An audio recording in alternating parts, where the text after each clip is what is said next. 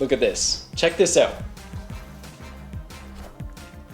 1, 2. And we lose.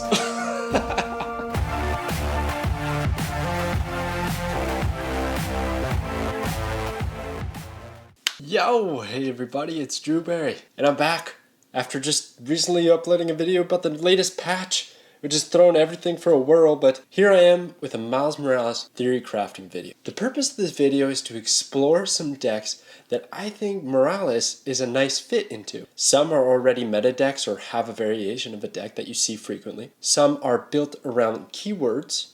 In particular with Morales, we have the move keyword, and another is just a good combo that I put together that I think would work with this card. I'm going to be doing this every time there's a new card to just get you some ideas of how you can make use of when you buy this card in the season pass. Marvel Snap is so incredibly unique with only 12 cards in your deck. Every card has a huge impact, so when the new cards are released, it opens up a lot of possibilities. Even if the card is as weak as this one. Or is it? Alright, so if you're not familiar, Miles Morales is a 4 energy 5 power card. It reads, if a card moved last turn, this costs 1. So without any shenanigans, if you just happen to move a card on your last turn, or your opponent moves a card last turn, or a location moves a card last turn, this will cost 1. And you'll have 5 power for 1, which is really good value. But is it enough? So I'm going to start with the most obvious use of this card, and that is in a move deck. Now move decks do fairly well, but they're pretty just one mind tracked decks. There's just cards like Human Torch that get run every time, Vulture, Iron Fist, Cloak, like these are staples in this deck that you see almost every time, and the big payoff being Heimdall. One of the things you're going to notice in this list that I'm omitting is Multiple Man. That's a very popular card to go into move decks, and you can use cards like Forge or Hulkbuster to buff up your Multiple Man and then copy them all over the place, which is good in theory, but I think it congests your board space a little bit too much, especially if you can't get those buffs. Then you just have a bunch of vanilla 2/3s everywhere, and you don't really want that. I prefer to play move decks where I have a lot of open space, and I focus on moving priority cards, such as Vulture and Human Torch. So if I have a lot of space, I'm focusing on moving these cards, it's probably going to be pretty easy to get out Morales for only 1 cost, 5 power. So that's the goal with this deck. Ultimately, it's to move the cards like I was mentioning, Torch, Dagger, Vulture, and then I've got cards like Nightcrawler and Vision that are here to guarantee the movement that I need for Morales. So it's almost a guaranteed 1 cost 5 power, because Nightcrawler I get to choose when I move it, so if I'm planning on playing Morales on the following turn, I can move Nightcrawler the prior turn, and the same goes with Vision. That's a bit of a late game, like yes, you can't actually get the benefit of Morales on turn 6, so playing Vision on 5 isn't so great, but I can still move things around with Kraven, get things out of the way, and if Vision just so happens to come out of my hand or is discounted, I can play it early, then that's another guaranteed move that I have in the deck. Alright, now the Disrupt deck that focuses on Morales copying and buffing him. I think this is probably the best application of Morales, but I don't know how viable it is because of its consistency. I already played a game of this one in the previous video that I did about the new season, so go check that out. It worked really well. I was able to copy Morales and play 2 of him on the following turn. So the goal is Moon Girl on 4 to copy Morales, move something on 5, probably my opponent's stuff because I have things like Polaris, Aero, Juggernaut, these sort of movement cards. And then on 6, I play double Morales plus something else. Anything else. It doesn't really matter. There's just enough power output just from that alone. Anything else in my hand is going to be a benefit. And even better yet, if I can get the buff off of Nakia, who is recently buffed and I can now target it, I'm excited to try that out, or Okoye, then we get even more power output from our double Morales play. So I really like this deck. I think it's more fun to try and play this brand new card, but I don't know if you're going to hit that combo every time, and it might fall short otherwise. And the last one I would love to play, I would love to try it out. I've seen people talk about it on a few websites, but it's Cerebro 5. So you Cerebro decks, you can do any power level that you want to get the benefit of Cerebro. Now, unfortunately, I haven't gotten Cerebro in my collection yet. I really, really want to. It's a cool card for deck building. But I had to put this here in case you do have these cards. Try this deck out. I think it's actually really, really good. So you have a lot of 5 power drops like Sarah, Doctor Doom, Deathlock, Omega Red, Mysterio, Lizard. Like there's a bunch that benefit from this. And guess who else does? Miles Morales. We can probably get out there pretty easily. And then you add Cerebro on top of that with Mystique. And all of a sudden you got a lot of power on these cards. So I think this is a super viable deck. I would love to try it out, but I can't. So in this theory crafting video, I've just tried to highlight these 3 for you guys. I'll have the deck codes in the description below. But I'm going to take 2 of them for a spin. We're going to play a couple games with each and see which one feels better. So let's get into the games. All right, here we go. I am so amped for these changes in this surprise patch. They can't keep doing that to me though. It's going to be too much for my heart. Okay, so we got Nightcrawler. We don't have Morales. But the idea here is I can just keep Nightcrawler there. If I do draw Morales, then I have a guaranteed move when I want. I think Nightcrawler is the single best card to pair with Miles Morales. Speak of the devil, Miles Morales. Already got him on the purple border. Let's go. Dagger. Why not? On the far right. We do want to move things typically to the left in this deck, in any kind of move deck for that matter.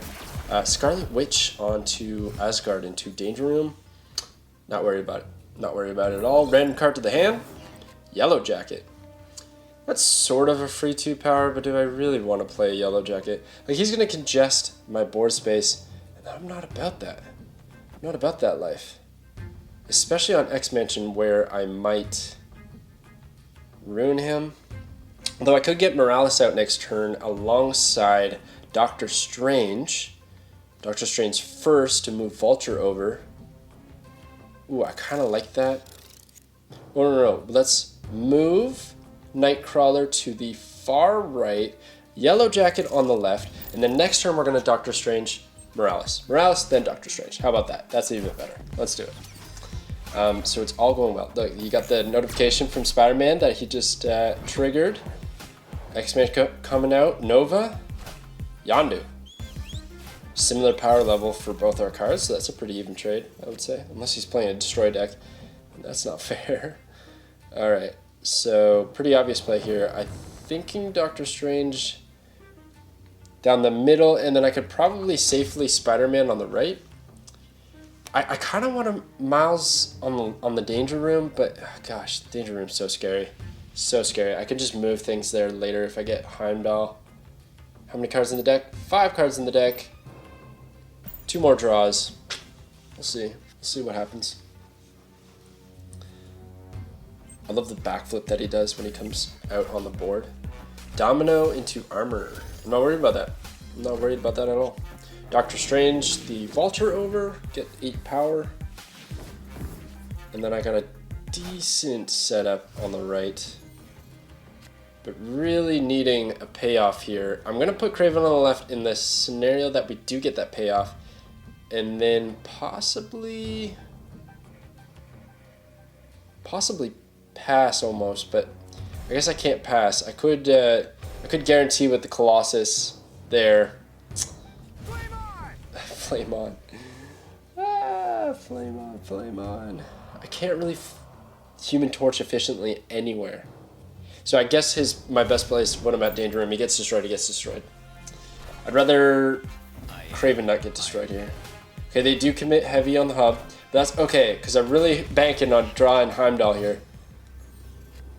Oh, Iron Face. Oh my goodness. Alright.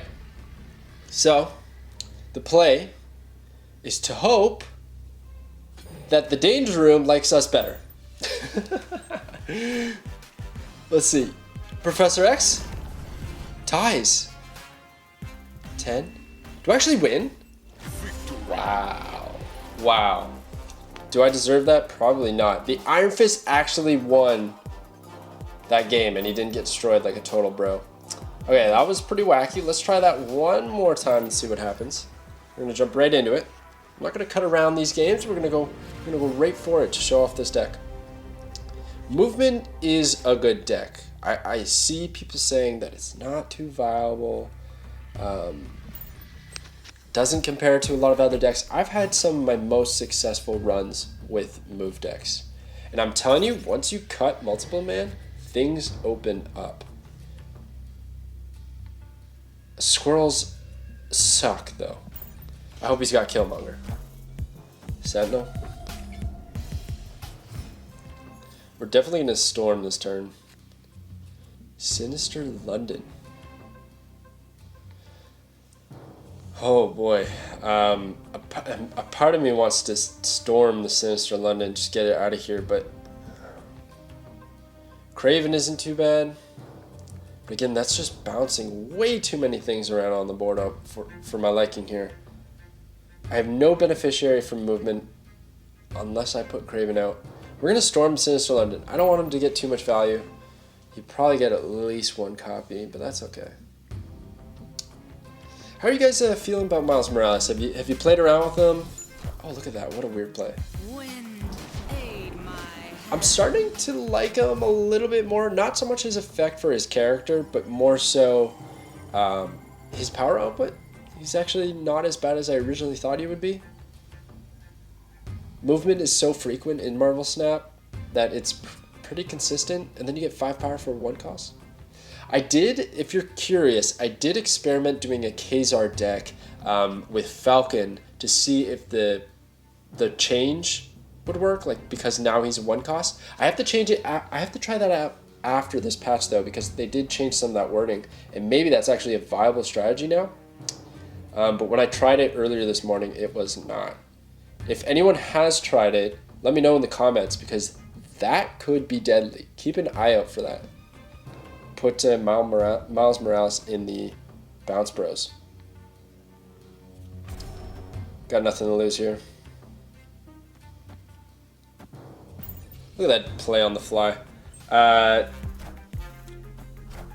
going to tie at Hala, actually. That's too bad. But I win the flooding location with a pretty cheap set of cards there. Alright. Oof. That's really good.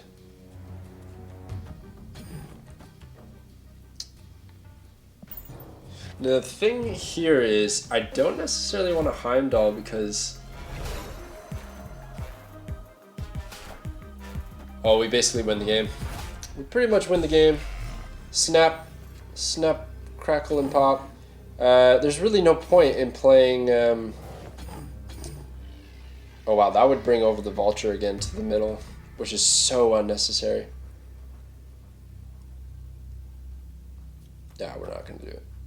Just going to win the game. Just going to win the game. I guess you could play like Blue Marvel. The Moon Girl. Look at that Moon Girl. That's good.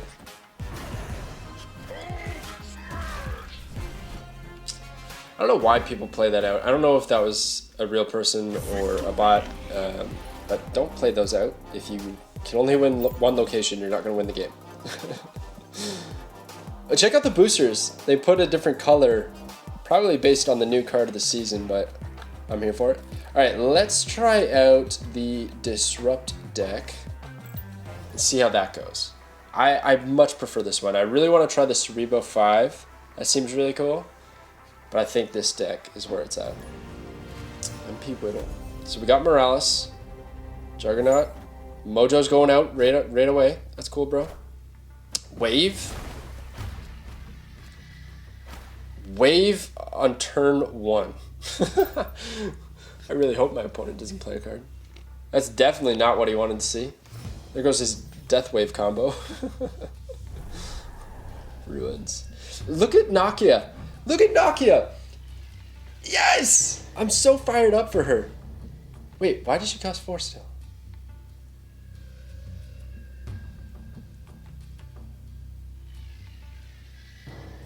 Why does everything still cost 4? What am I missing? Is this a bug? Say it ain't so.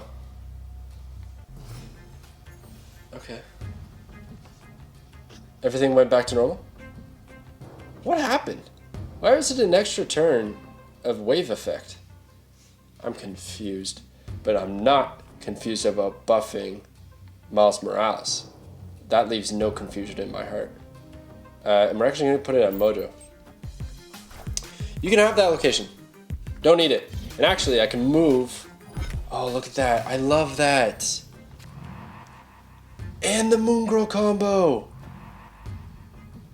It's happening. This is the deck. This is how I like Morales. This is how I like my Spider-Verse. Spicy, lots of power, very cheap, very nice. Holy Odin, the Jubilee. You got it, man. You got that location. Don't you worry. It's all yours. He's snapping. Whatever. I'm moving over. Actually, we're gonna do it at Sakaar. I'm moving over your sunspot. He can come join the party on the left here. That's what I'm thinking. And he plays the cards instantly. It's vision. Okay. What? Oh, it's 1 or 2 cost. That's even better. That was even better. Look at this. Miles Morales. Ready for the flips? Whatcha. Whatcha. And then we could put a Nightcrawler, and we could finish it off with a little bit of Juggernaut to get the Mojo activated. Let's go. Snap. Look at this. Check this out. 1, 2. And we lose. Well, you know, that's why we gave him 2 stars. Maybe if I had distributed my power better, who knows. But that's gonna be it. That's it, guys. That's Miles Morales. Let me know what you think of the decks. Let me know of any cool combinations that you've come up with in the comments below so I can try them out. Because I'm enjoying the card. It's a little bit fun. It's fun to try these things out. So anyways, thank you so much for watching, guys, and I will catch you next time.